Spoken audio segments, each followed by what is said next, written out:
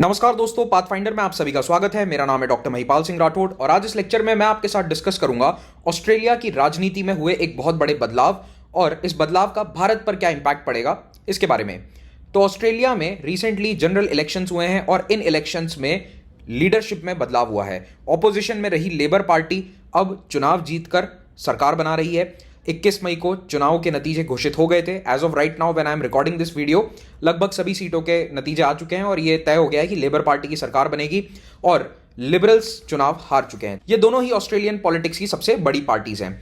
अब आगे बढ़ें और इस पूरे मुद्दे को डिटेल में हम जानें उससे पहले पाथफाइंडर चैनल को सब्सक्राइब करना ना भूलें और आप मेरे टेलीग्राम चैनल से या पाथफाइंडर के टेलीग्राम चैनल से लेक्चर के पीडीएफ्स को डाउनलोड कर सकते हैं।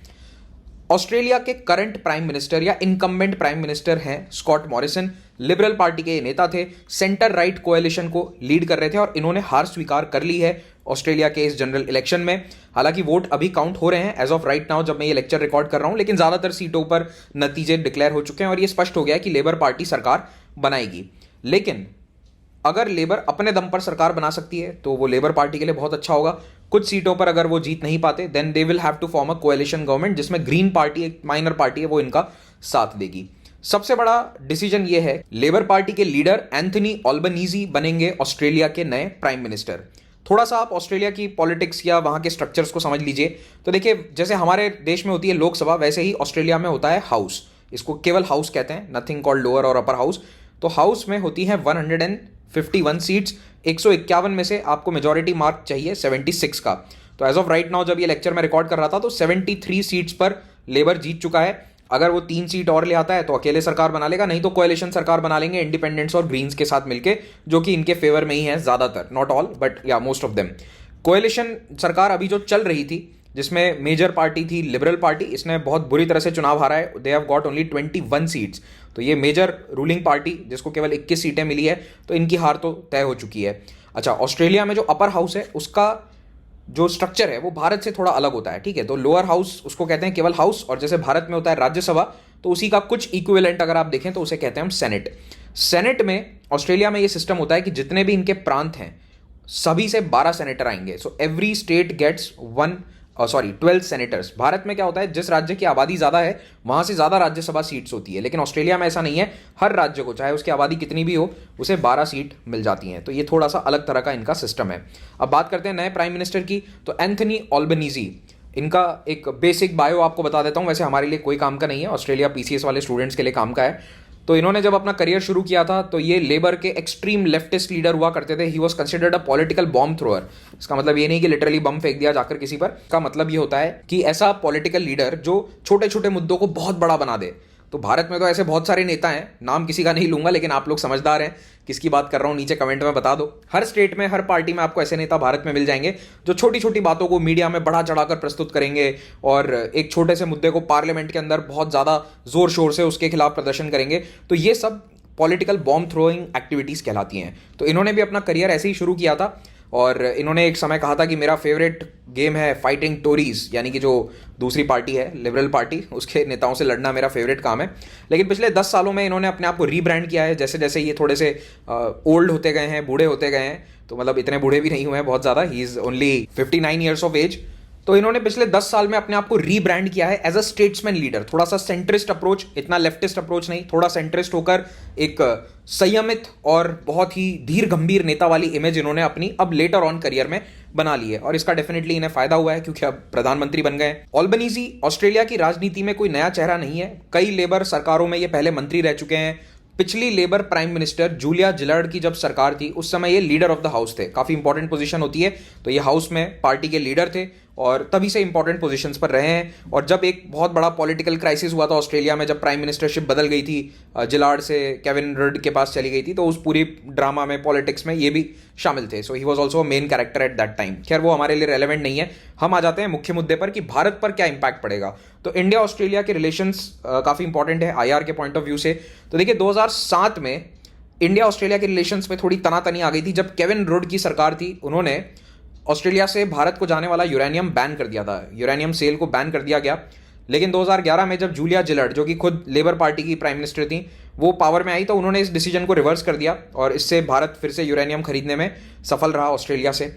2009-10 में ऑस्ट्रेलिया में कई भारतीयों पर रेसिस्ट अटैक हुए थे, नस्लीय हमले हुए थे और उसके कारण भी इंडिया ऑस्ट्रेलिया के रिलेशंस में थोड़ा टेंशन बढ़ गया था। लेकिन उसके बाद से हमारे रिश्ते काफ़ी अच्छे रहे हैं। पिछले 10-12 सालों में इंडिया ऑस्ट्रेलिया का ट्रेड रिलेशन बहुत अच्छा रहा है। ट्रेड लगातार इंक्रीज होता जा रहा है, चाहे कोई भी प्रधानमंत्री हो किसी भी पार्टी का। The trade has definitely gone up. In fact एक बहुत फेमस ट्रेड एग्रीमेंट जो आप सभी को पता होगा, अडानी कंपनी इंडिया की लार्जेस्ट कंपनीज में से एक है, उसने क्वींसलैंड ऑस्ट्रेलिया में एक बहुत बड़ी कोयले की माइन को अपने कंट्रोल में लिया है। ऑस्ट्रेलियन सरकार ने ये कॉन्ट्रैक्ट अडानी ग्रुप को दिया है।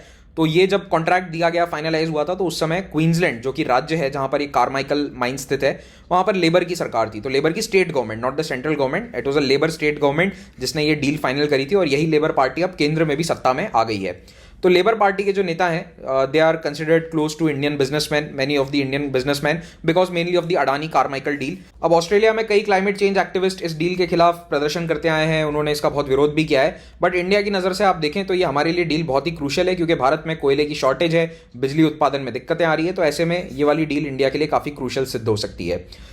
नए प्रधानमंत्री भारत के नेताओं के साथ, इंडस्ट्रियलिस्ट के साथ कई बार देखे गए हैं, फोटोग्राफ किए गए हैं, इन्होंने खुद कई बार ट्वीट किया है। जैसे इंडिया ऑस्ट्रेलिया ट्रेड रिलेशंस या ट्रेड बॉडीज जो होती हैं उनकी मीटिंग्स में ये जाते रहते हैं। So he has been very close to Indian trade businessman and the Indian community, diplomatic community, और इन जनरल ये भारत के फेवर में ही माने जाते हैं। कुछ एग्जांपल्स आपको बताता हूं। कोविड-19 क्राइसिस जब अपने चरम पर था सेकेंड वेव में, उस समय इन्होंने भारत को मेडिकल एड भेजने का जो निर्णय है ऑस्ट्रेलिया सरकार का, उसको सपोर्ट किया था, काफी उसमें हेल्प भी करी थी। ऑस्ट्रेलिया ने जब भारत से आने वाले लोगों पर बैन लगा दिया था इसी सेकेंड वेव के दौरान, तो ऑस्ट्रेलिया की सरकार का इन्होंने बहुत विरोध किया था। अल्बनीजी ने साफ कहा कि ये बहुत ही खराब निर्णय है, this should not have been taken. ये भारत से आने वाले लोगों को जो बैन आप कर रहे हैं, this action is hurting people. कुछ ही महीने पहले क्वाड के फॉरेन मिनिस्टर्स की जब ऑस्ट्रेलिया में मीटिंग हुई थी, उस समय ये ऑपोजिशन लीडर होते हुए भी भारत के विदेश मंत्री डॉक्टर एस जयशंकर से मिले थे और भारत के प्रति काफी पॉजिटिव रवैया इन्होंने यहां पर शो किया था।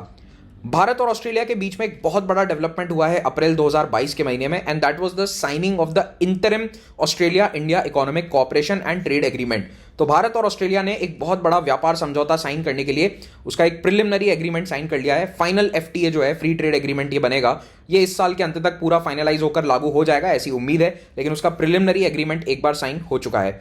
तो ये उसको भी सपोर्ट कर रहे हैं, तो इसलिए भारत के लिए अच्छी बात है। लेबर पार्टी ऑस्ट्रेलिया की लोकल पॉलिटिक्स की हम बात करें तो वहां पर शरणार्थियों के फेवर में है। उन्होंने कई बार तमिल असाइलम सीकर्स के फेवर में बात करी है। तो ओवरऑल देखिए, माइग्रेंट्स के लिए जो फेवर में होता है वो इंडियंस के लिए भी फेवर में ही होगा, because many Indian migrants also go to Australia for work, studies etcetera. और एक और छोटा सा टिडबिट, तो एंथनी ऑल्बनीजी क्रिकेट के भी फैन है, जैसा कि भारत के भी ज़्यादातर लोग हैं और ऑस्ट्रेलिया के भी हैं। और इनफैक्ट हमारा जो ऐतिहासिक टेस्ट मैच विक्ट्री था 2021 में, उसमें इन्होंने इंडिया के सपोर्ट में ट्वीट किया था, which was quite surprising, but ya that shows that he is a true gentleman and a sports lover. Coming back to the serious matters, Australia Bharat के लिए सामरिक दृष्टि से भी बहुत महत्वपूर्ण है, क्योंकि क्वाड में इंडिया ऑस्ट्रेलिया दोनों एक साथ हैं और क्वाड की मीटिंग 2 दिन बाद होने वाली है। तो ऑल्बनीजी प्रधानमंत्री बनते ही सबसे पहला काम यही करेंगे कि तुरंत उन्हें टोक्यो जाना होगा। 24 तारीख को क्वाड की मीटिंग है and he will be meeting US president जो बाइडन, जापान के प्राइम मिनिस्टर फूमियो किशिडा और हमारे प्रधानमंत्री नरेंद्र मोदी जी। तो भारत के प्रधानमंत्री ऑस्ट्रेलिया के नए प्रधानमंत्री से इन पर्सन मिलने वाले, he will be one of the first nation heads, और पूरी उम्मीद है कि उन्हें भी गले लगा के इनसे भी दोस्ती कर ही लेंगे हमारे मोदी जी। तो क्वाड में जो समिट होने वाली है ये बहुत इंपॉर्टेंट है, because this is the first international summit that Albanese will be attending. प्रधानमंत्री बनते ही ये सबसे पहले क्वाड मीटिंग में आने वाले हैं, और ऑस्ट्रेलिया और भारत का क्वाड में एक दूसरे के साथ सहयोग बाकी बहुत ही जरूरी है। इंडिया और ऑस्ट्रेलिया के मिलिट्री टाइज भी लगातार बढ़ते जा रहे हैं। इंडिया ऑस्ट्रेलिया ने एक डील भी साइन करी थी जिसमें एक दूसरे के मिलिट्री बेस हम यूज कर सकते हैं, और उम्मीद यही करी जा रही है कि ये डील और ज्यादा स्ट्रेंथन ही होगी भविष्य में। Finally let's talk about climate action. तो ऑल्बनीजी को माना जाता है कि क्योंकि ये लेबर पार्टी के प्रधानमंत्री हैं और पूर्व में इनकी पॉलिसीज क्लाइमेट चेंज एक्शन के प्रति फेवरेबल रही हैं, तो ऑस्ट्रेलिया में जो फॉसिल फ्यूल इंडस्ट्री है वो इन्हें इतना ज़्यादा पसंद नहीं करती है। ऑस्ट्रेलिया में क्लाइमेट चेंज के कारण बहुत सारे नुकसान हुए हैं, कई सारी वाइल्ड फायर्स हुई हैं। 2020 में भी हुई थी एक बहुत बड़ी वाइल्ड लाइफ फायर, और ऑस्ट्रेलिया की प्रधानमंत्री जूलिया जिलर्ड ने 2011 के इस बड़े हीट वेव के बाद में यहाँ पर एक कार्बन टैक्स लागू कर दिया था ऑस्ट्रेलिया में। ये कार्बन टैक्स जो है, इसके कारण एमिशंस तो गिर गए, लेकिन बाद में इतना पॉलिटिकल प्रेशर आया कि ये टैक्स को हटाकर फिर से एमिशंस बढ़ गए because the tax was repealed. 2018 में पेरिस क्लाइमेट डील को फॉलो करने के लिए ऑस्ट्रेलिया की तत्कालीन प्रधानमंत्री जूलिया जिलर्ड को इस्तीफा देना पड़ा था। Okay, because she was a very climate conscious prime minister, और इनको इस्तीफा देने पर मजबूर कर दिया ऑस्ट्रेलियन पॉलिटिक्स में, क्योंकि इन्होंने पेरिस अकॉर्ड्स के एग्रीमेंट को ऑनर किया था। अब ऑल्बेनीजी क्लाइमेट चेंज के प्रति अब क्या रवैया रखेंगे, क्योंकि वो प्रधानमंत्री हैं। ऑपोजिशन में जब आप होते हैं या जूनियर मिनिस्टर होते हैं, तब आप जो चाहे रवैया रखें, इतना मैटर नहीं करता, लेकिन if you are the prime minister, आपके रवैये से देश का रुख तय होता है। तो ऑल्बेनीजी ने संकेत तो ऐसे ही दिए हैं कि क्लाइमेट चेंज को लेकर वो काफ़ी अच्छा काम करने वाले हैं, लेकिन ये देखना होगा कि रियलिटी में क्या होता है। तो यही एक छोटा सा लेक्चर था, उम्मीद करता हूँ आपको अच्छा लगा होगा। टेलीग्राम चैनल से इसका पीडीएफ डाउनलोड कर सकते हैं। अनअकैडमी सब्सक्रिप्शन अगर आप अवेल करना चाहते हैं तो प्लेटफॉर्म पर जाकर आप देश के बेस्ट एजुकेटर से पढ़ सकते हैं। सब्सक्रिप्शन 2 प्रकार के हैं, प्लस और आइकॉनिक।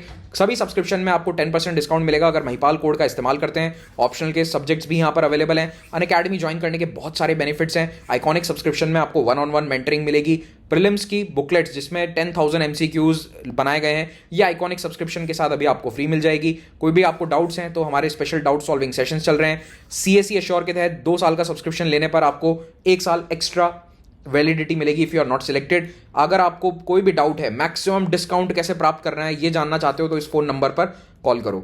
0% EMI पर सभी कोर्सेज अवेलेबल हैं। CSE के बैचेस हर हफ्ते बनते हैं, इनको ज्वाइन कीजिए। प्राइसेस बढ़ने वाले हैं सब्सक्रिप्शन के, तो इससे पहले सब्सक्रिप्शन अवेल कर लीजिए। Optional carnival, many optionals are going to be launched on 5 June onwards. Current affairs की एक पाथफाइंडर टेस्ट सीरीज हम चलाते हैं शाम 5 बजे शनिवार को। इसमें हिस्सा लेकर जीतने वालों को अनअकैडमी के नोट्स फ्री में उपलब्ध होंगे। Thank you very much, have a great day.